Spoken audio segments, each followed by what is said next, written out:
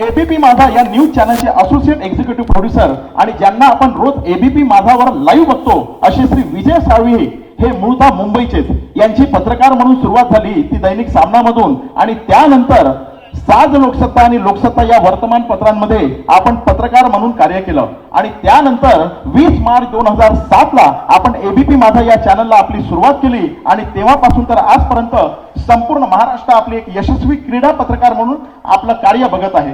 2012 ला एबीपी माझा आणि एबीपी न्यूज चॅनलसाठी आपण लंडन ऑलिम्पिकचं कव्हरेज केलं. 2011 ला आपण क्रिकेट वर्ल्ड कपचं कव्हरेज केलं. 2010 ला भारतीय क्रिकेट टीमचं श्रीलंका आणि झिम्बाब्वे दौऱ्याचं कव्हरेज असे अनेक नॅशनल इंटरनॅशनल कव्हरेज आपण केलेत. परंतु क्रिकेटमध्ये आपला नेहमीच आवडता विषय राहिला तो म्हणजे क्रिकेटचा गॉड श्री सचिन तेंडुलकर.